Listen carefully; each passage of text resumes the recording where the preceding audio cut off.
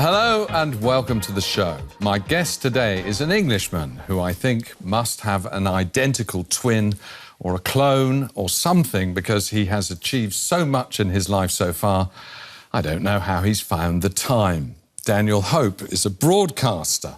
He directs and produces short films. He's artistic director of music festivals. He writes books and scripts and a really good blog, incidentally. He's a charity fundraiser, and I haven't mentioned the fact that he's actually best known as one of the world's top solo violinists. Welcome to the programme.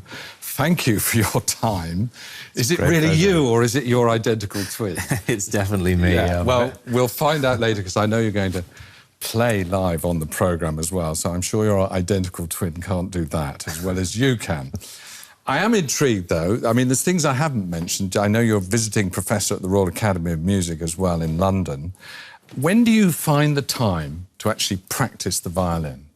First thing in the morning. It's what defines my day. You know, an instrument like the violin, you have to be in tune in the best sense. You have to be able to play the pieces. You can't have a career if you can't play the instrument. And so therefore, you have to make sure you have enough time to practice. The good thing about the violin is that you can practice almost anywhere. And because I'm on the road a lot, that means hotels, mostly in bathrooms in hotels, because you have a door, you can, shut it. I have a practice mute that goes on there, so it doesn't disturb the neighbors. And I can literally practice absolutely anywhere and tend to do that. But it's what starts my day, because, if you make mistakes in some of the other genres or other disciplines, I can just about get away with it, because that's not what I really do. I'm a musician, I'm a violinist. But with the violin, no one's going to forgive you. So practice is important. Okay. Now, your life has changed a lot recently, and I'm again wondering how you get the time, because you recently got married. There's a wonderful picture of your wife and your little boy. That's right, Anthony, yes. Yeah, Anthony. Yeah. And so are you intending or indeed slowing down with your extraordinary schedule? Firstly, we're bathing in the wonderful arrival of our son. He's now almost 9 months old. And I took the first 3 months off to be there. I cancelled everything and I was just at home, which was a wonderful time for me. And we decided to see, how it would go with travel and how he would take to it, if he's okay with travel. And the first signs are that he's even better than I am. Well, babies are, they don't mind on the whole. So at the moment, I haven't really done much slowing down. Once I went back to work after the 3 months, we've been travelling together. Oh, I see. And that's gone very, very well indeed. So we'll see what happens. Yeah. Now, the guests on this show are normally foreigners who live in Germany, and we have to come clean and say you actually live in Vienna, which is a German-speaking country. But you have a very special connection with this city, I know, concerning your family, and we'll talk about that in just a minute. But I did want to ask you about one special occasion where I believe you were the first musician about 4 years ago to play in the German Parliament, in the Bundestag, on a very special occasion. I'm not sure if I was the first musician. I can imagine there have been other musicians to play there, but certainly it was an amazing opportunity for me to be there, and very moving. It was the Holocaust Memorial Day in the Bundestag, and the entire German government was there, and also a number of invited guests, Shimon Peres, for example, also Holocaust survivors. And there I was able to perform and also even to make a very brief speech. So it was a very moving moment for me, and in a sense a way of connecting to my roots, which go back to Berlin in particular. Yeah, well, tell us a bit about those roots. I mean, I've seen the speech. It was very moving to me, actually, because you dedicated, I think, your playing, and what you played was extraordinary as well. To was it your grandfather and your great-great-grandfather? It was both great-grandfathers that both lived in Berlin. Yeah. And they were both extremely patriotic Germans who had converted to Christianity in the 19th century, were decorated for their service in the First World War, and when Hitler came to power, found themselves foul of the Nuremberg rules. And tragically, one took his own life because he couldn't bear the thought of leaving Germany was too painful for him. So he, in fact, killed himself here in Berlin. And the other one died because he lost everything. He had a villa in Dahlem and a factory, and that was Aryanized, and the family had to flee, and that broke him. So both of them, who loved Berlin and who felt absolutely very proud to be German, went through this terrible experience. And so the thought of their great-grandson standing up in front of the entire German parliament in the Reichstag and performing, I thought was something which was particularly special. So I dedicated it to both of their memories.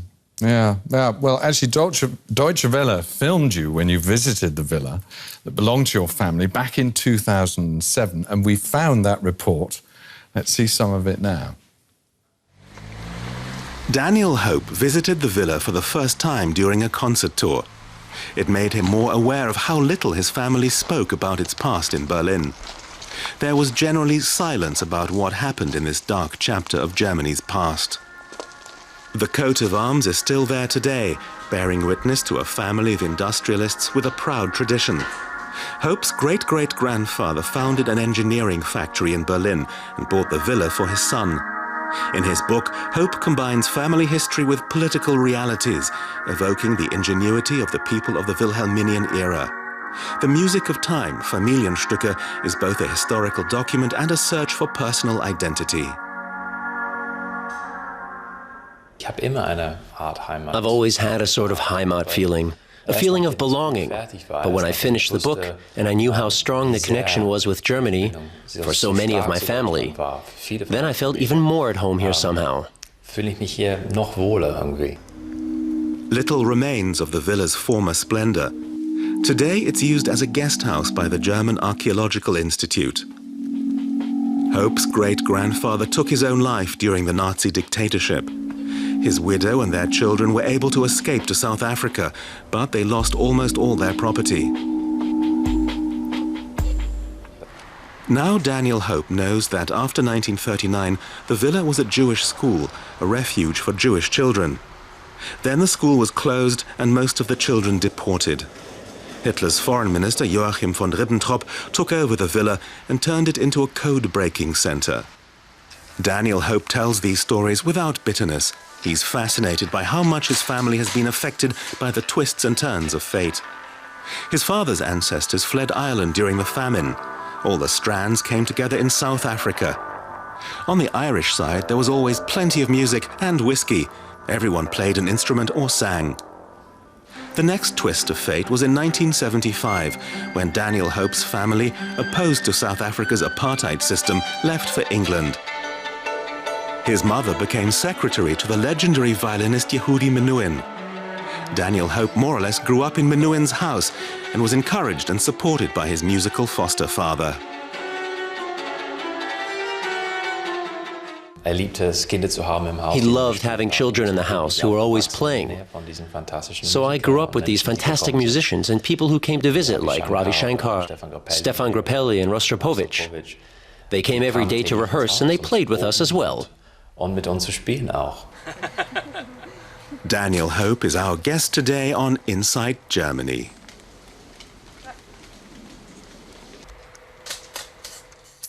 And I just want to ask you, have you been back to the villa since that time? Yes, I go regularly, actually. When I'm in Berlin, I try and go there.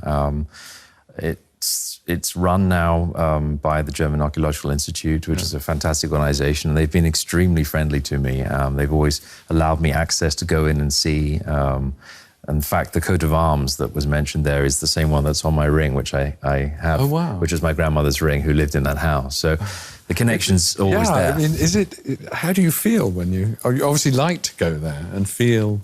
I do like to go there. Yeah, I mean, I like to go and try and soak up the atmosphere. But the fact that, you know, it went from my grandmother's house to a Jewish school where people like Mike Nichols was a pupil, Michael Blumenthal also a pupil there. Oh, wow. But then to this Center for Code-Breaking Activity, a kind of German Bletchley Park, is really quite strange. Yeah. And there is a rather strange atmosphere there, I find, at least. Perhaps that's because I know the history. But I'm still very pleased that I was able to discover all of this. You said you were pleased to be able to play in the Bundestag. I mean, I wanted... You also sent us this picture. Here you are, emblazoned across the entire Brandenburg Gate, actually. What was that occasion? That must have been...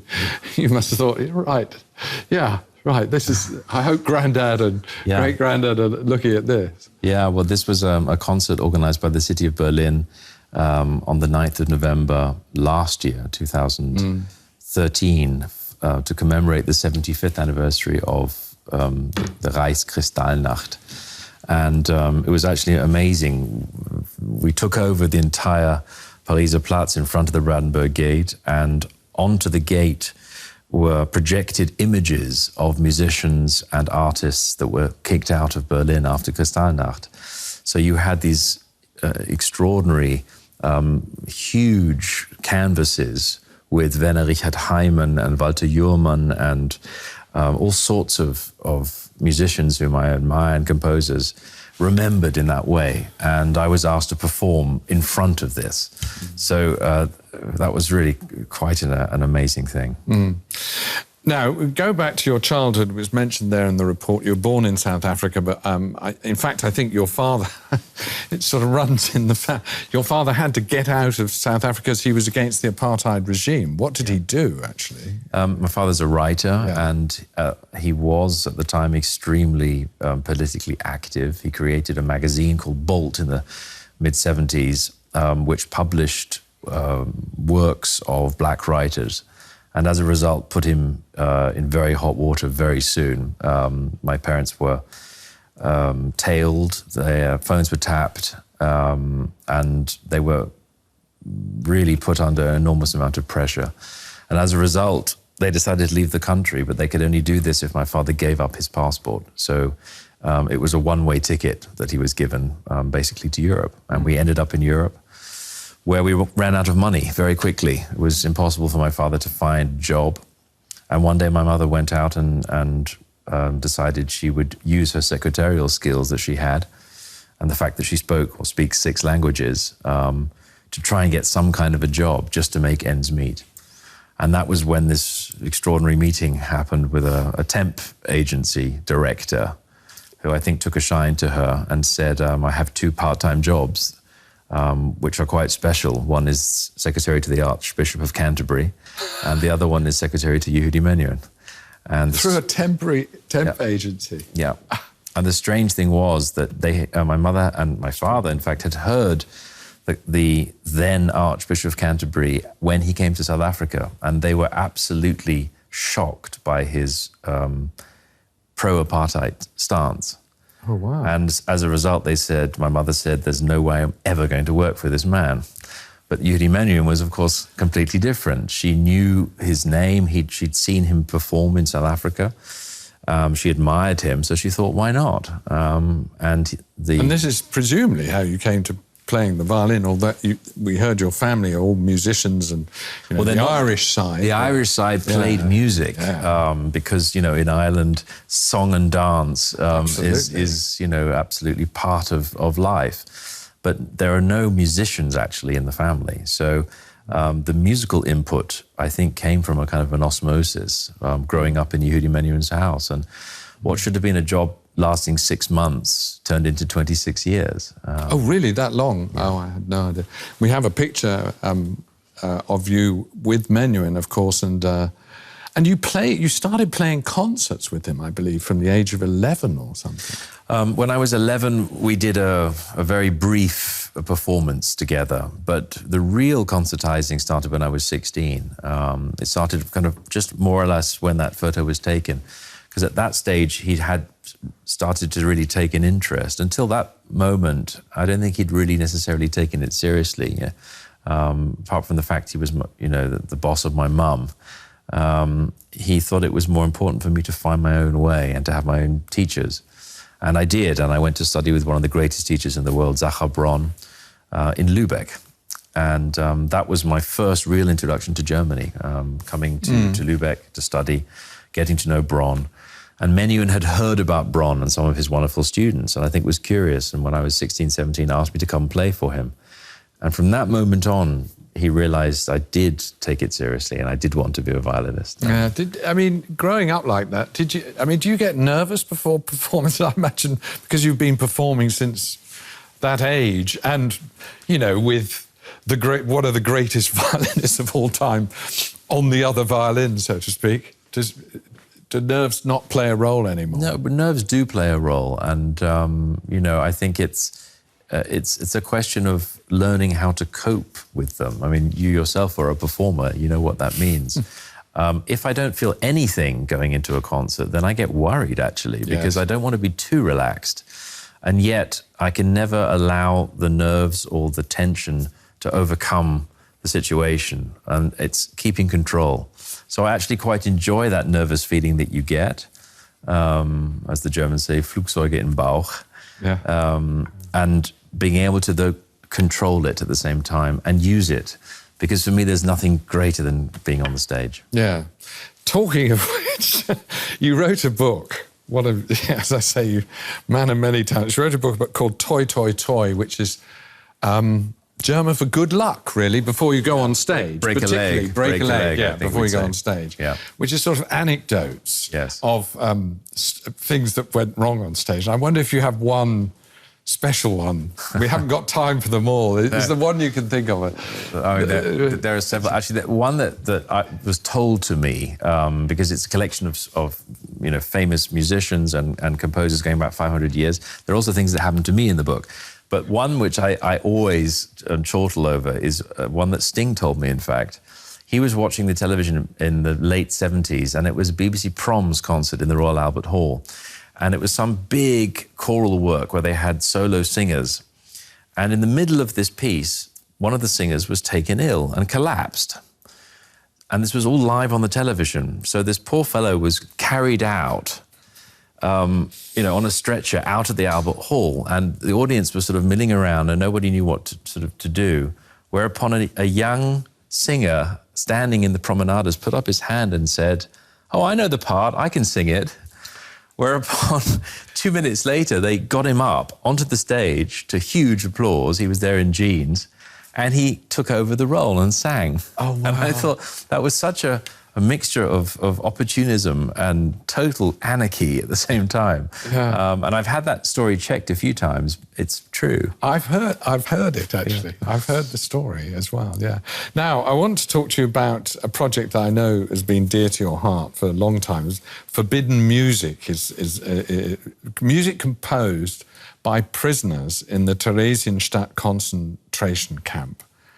Tell us how that came about. Many of these ideas come about through curious coincidence. And in this case, I was driving home after a concert one night, listening to the radio, and a piece of music came on, which I didn't know. When I hear a piece of music that I don't know, I try and guess who'd written it. And it was 20th century, it had elements of Stravinsky, Bartók, but I knew it couldn't have been these composers because it was a string trio and they didn't write one. And I was so just transfixed with the music that I actually pulled over to wait to hear who it was. And the presenter said that was a piece by Gideon Klein. I had absolutely no idea who Gideon Klein was, but I thought this piece is amazing. So once I got home, I started to research a little bit, and I found out Gideon Klein was a 4-year-old composer who was imprisoned in Theresienstadt and who not only composed music there, but was responsible as a kind of a motor to encourage the other prisoners, some of whom were very famous composers, to return to making music. And that set me on a journey, this is 15 years ago, of learning the music, researching, meeting survivors, putting on concerts, making recordings. Recently we made a film where we spoke to 2 surviving musicians. So it kind of one thing led to the next, as it often does with me. Well, here's more about the project, beginning with my guest meeting an extraordinary lady who survived this ghetto in what was then Czechoslovakia by playing the piano. Die Musik. Vom ersten Ton an geht es direkt in unsere Seele. Wir sind nicht mehr auf dieser Welt.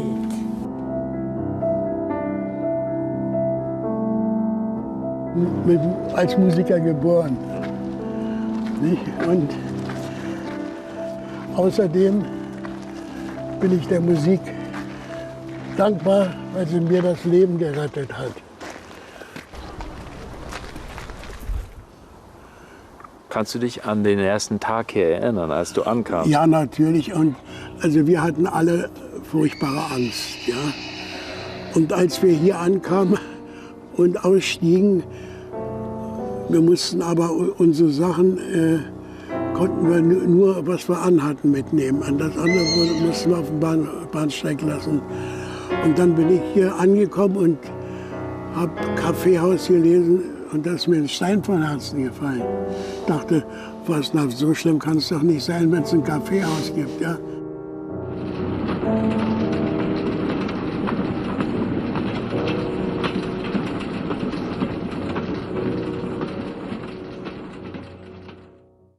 Ich wandre durch Theresienstadt, das Herz so schwer wie Blei, bis je mein Weg ein Ende hat, bis je mein Weg ein Ende hat, dort knapp an der Bastei, dort knapp an der Bastei. Wie oft gab es die Konzerte? Wie oft gab es die Konzerte? Jeden Abend. Jeden Abend. Für uns Spielende war es göttlich. Gewusst zu haben, heute Abend spielst du, so ist es ein Wort von Gott, an den ich nicht glaube. Wir als Menschen, ich rede jetzt nicht nur als Musiker, wir als Menschen haben eine Verantwortung, die Geschichte am Leben zu erhalten, weil es endet quasi aus der ersten Person, wenn es ein Coco Schumann oder ein Alice Hetzomer nicht mehr gibt. Man will ja nicht das Publikum herunterdrücken.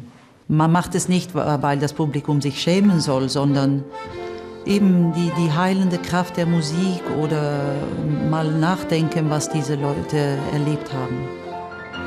Hola, zitrati vytsachinas, nimsiplicichas, disis paliem svoj radeček, a půjdem domů zas. Všechno jde, když se chce, za ruce se vezmeme, a na troskách getta budeme se smát.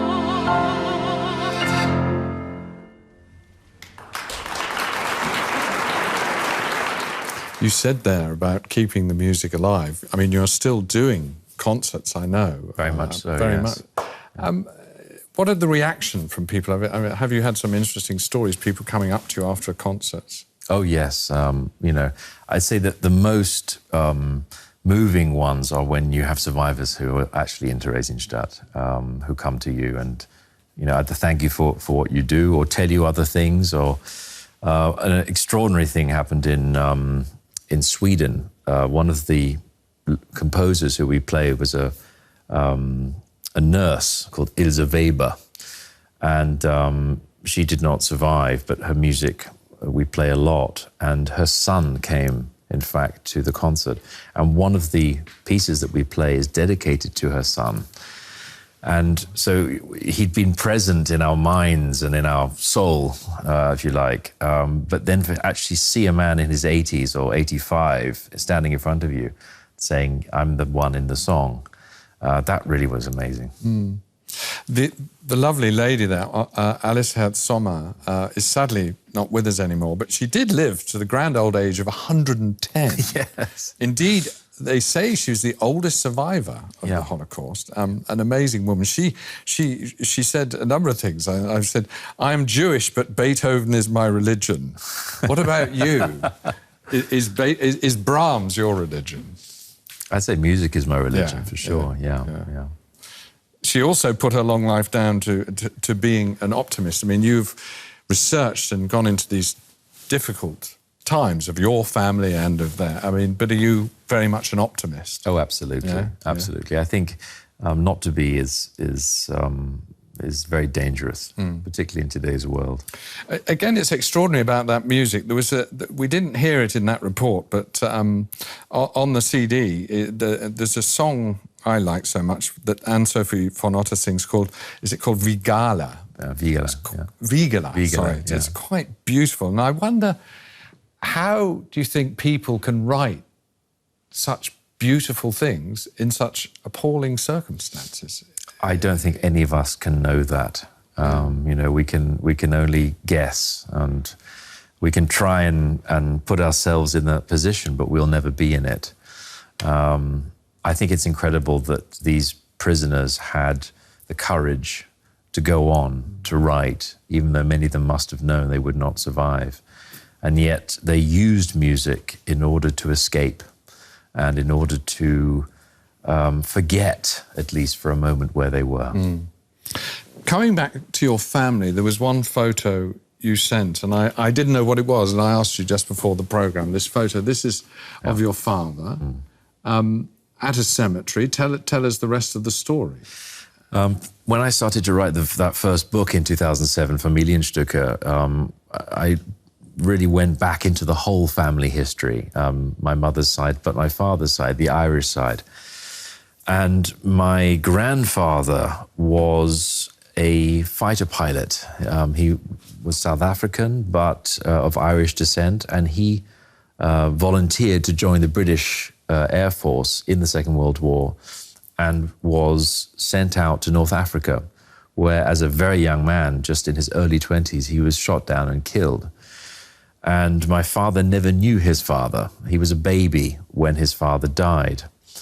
And he also never knew where his grave was. And when I wrote the book, I decided to try and find his grave. So I went to the Commonwealth War Graves Commission website, and I entered the surname of my grandfather and the day on which he died. And it popped up that he was in a military cemetery in Israel. At the time, Palestine, but the town of Ramla, which is about a 30-minute drive from Tel Aviv. So a couple of years ago, I decided to go and visit him with my father and take my father there and let him find peace. And it was an amazing few days to be with my father, of all places in Israel, in this British war cemetery, which is a beautifully kept cemetery surrounded by a very industrial town. Ramla is not the nicest of towns, but the cemetery itself is beautifully green and an oasis. Certainly. And we found him there. Marvellous, marvellous. Let's move on to your latest project. We've talked about Forbidden Music and Theresienstadt. Your latest album, Escape to Hollywood, is very different, but there is actually a connection. The word escape comes to mind. I mean, again, this is musicians from Germany. Yeah, musicians from Germany, from Vienna as well, from all of Europe who fled the Nazis. And having spent 15 years with the music for Theresienstadt and the musicians who did not survive, I thought it was time to look at the other side, to look at the actual escape itself and what that meant for music. And I wanted to try and trace the origins of the Hollywood sound. You know, what is the Hollywood sound? Where did it come from? You know, was it, as I had suspected, a European tradition that met the sweeping gestures of Hollywood at a time where anything big went?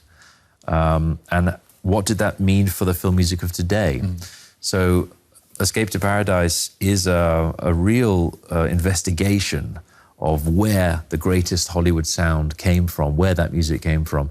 And it gave me the chance to, firstly, record the Korngold Violin Concerto, one of my favorite pieces of all time, just an amazing piece.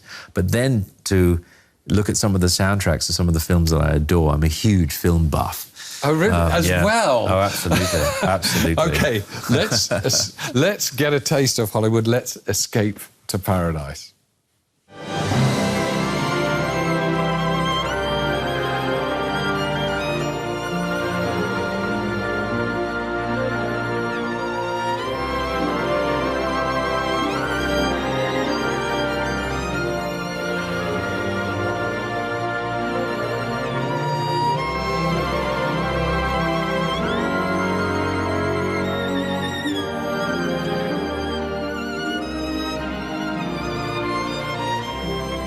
Many of these musicians were forced out of Europe by the Nazis in the 30s, and some emigrated to California, where they saw this challenge to take up the composition of film music.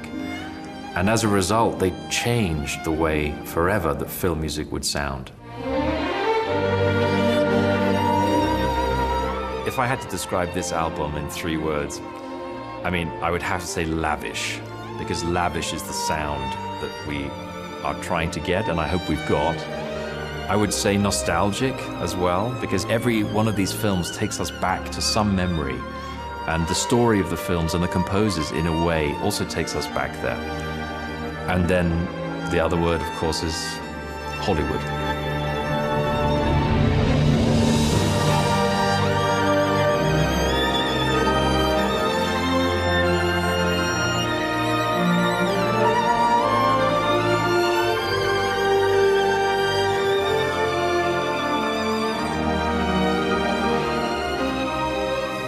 And we have a signed copy of Daniel Hope's latest CD, Escape to Paradise, to give away. Just write to us at insight@dw.de and we'll put you in the draw. Please remember to include your postal address in case you are the lucky winner. And I can confirm to you, it's a fabulous album. Thank you very much. It really is. It's lovely. And some interesting people on it, including Sting. Yes. Who you've known for donkey's years, I believe. Yes, I have, actually. Sting I've known since I was a little boy. Curiously enough, he bought the house that belonged to Yehudi Menuhin, the house in which I grew up. And it was my mum that showed him around when he first came to visit the house.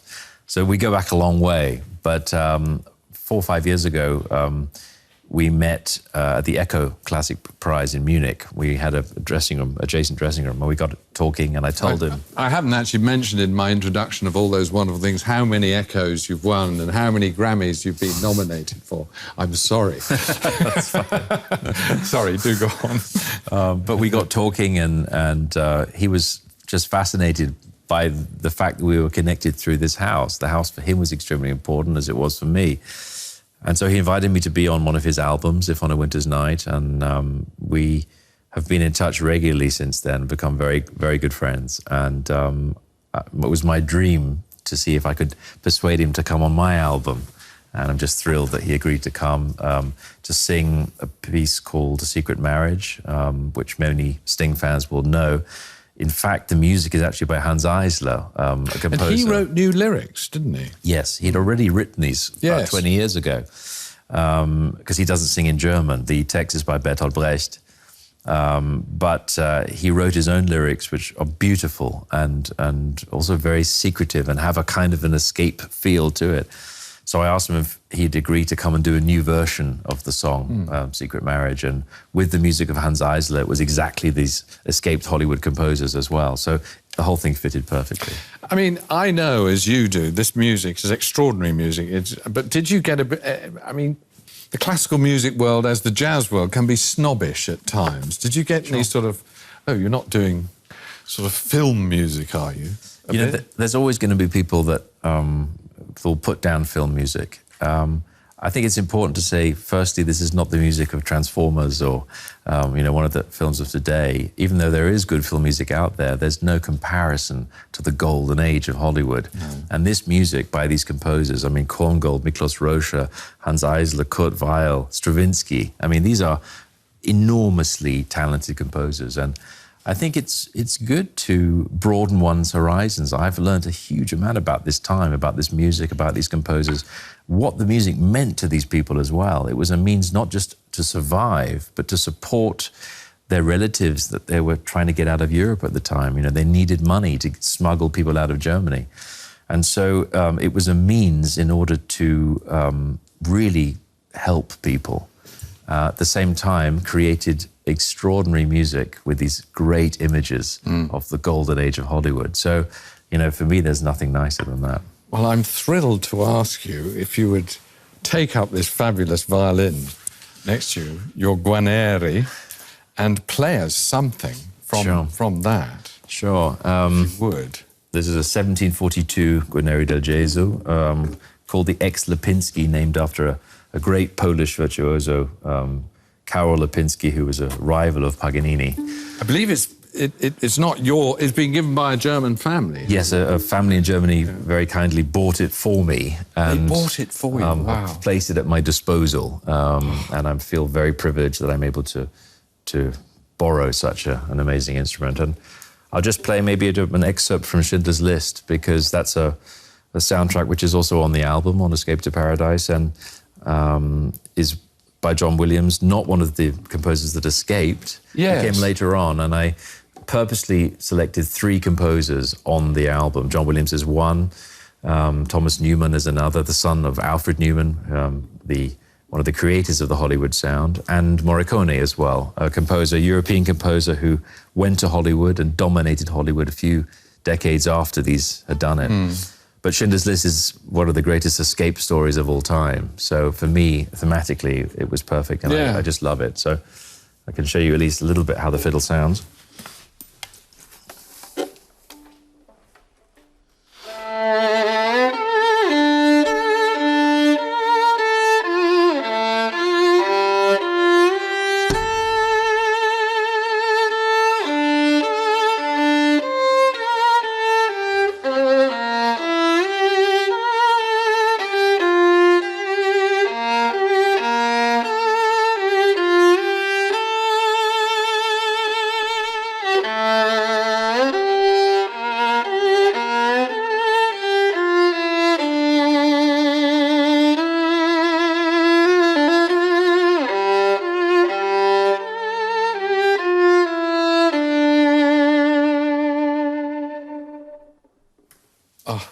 Thank you so much. I'm so privileged to hear that. And I mean, it is an extraordinary sound close up, and I hope everybody out there can hear it as well. I mean, I know that you know a lot about the violin. You've written... mixing you up with... You've written so many books. This was a documentary, wasn't it? The Secrets of the Violin. Yes. I mean, do you know, people talk about the varnish, the wood. What do you think it is? Because nobody... I mean, we're talking about Guarneri, Stradivari, Amati, all 300 years ago in Cremona, wasn't it? That's right, and nobody seems to have... No one really knows. I mean, you know, it must have been something in the water, because the fact that Cremona, you know, of all places, became the centre of violin-making activity forever is extraordinary. It's a beautiful town, but, you know, why Cremona? And how they survived. I mean, not just now, but I've seen you playing it with quite some gusto, and I'm thinking, oh, careful, but I mean, they're extremely strong. Well, you know, you have to imagine these instruments are over 300 years old, so they've survived wars, they've survived, you know, everything possible. You have to take care of it, and you have to make sure, with all the climate changes, you know, travelling a lot, it always has to go back to a violin maker who has to treat it properly. Often the wood actually opens up. You get little cracks because of humidity or extreme dryness. So the violin maker will, for example, here on the sides, will put a bit of glue in and stick it back together again. You just have to really take care of it. But if you do that, it'll be here, you know, a lot longer than we will be. And jokes apart about the water, do you have your own theory? I mean, these were just geniuses. I mean, the same way that a Da Vinci created a new form of expression that is still unique with all the great artists that we have. You can't compare a Da Vinci the same way as you can't compare a Stradivari or, in this case, a Guarneri del Gesù. For me, Guarneri del Gesù is even better than the Stradivari. Really? That's my personal opinion. There tend to be 2 camps. There's the Strad camp and there's the Del Gesù camp, and each one thinks theirs are better. But for me, a Del Gesù, perhaps the fact that he wasn't as famous as Stradivari, he didn't live to be in his 90s like Stradivari, he wasn't called upon by all the kings and royalty to make instruments. He was a poor man struggling in the workshop of Stradivari, so he made a lot less. And he didn't actually have time to give the perfect finish to the instruments. For example, if you can see it, but if you look at the F holes on this instrument, you can see that they're actually quite rugged at the top, which you can see where he took the knife and just carved it. It's not a perfect roundness.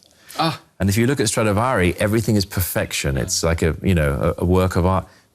Del Gesù was just like this. He did it. He probably didn't have time to absolutely perfect it, but that gives it a visceral quality. And the sound with the Del Gesù is something that's like a wild racehorse, and that's very exciting. Do you know, I've got 100 other questions to ask you, and I'm just being told that we've almost run out of time. Very quickly, our questionnaire, we asked you strange questions. One I want to ask you, your favourite German word you put down as Luftkissenfahrzeug. Yes, why was that? I think it's just this outstanding word. I mean, hovercraft is so easy in English. It means hovercraft. Luftkissenfahrzeug, I think, is just bizarre, beyond belief. Daniel Hope, it's been a great pleasure to have you in the studio today. Thank you. We'll finish on Luftkissenfahrzeug. We've talked about many other things. Yes. And thank you so much for playing your Guarneri. It's been a great privilege. Thank you for having me. Yeah, and don't forget, if you're interested in winning this, Escape to Paradise, do write to us at insight@dw.de. One lucky winner only. Thank you very much for being with us today. It's been a great pleasure, and join us again at the same time next week. Bye-bye.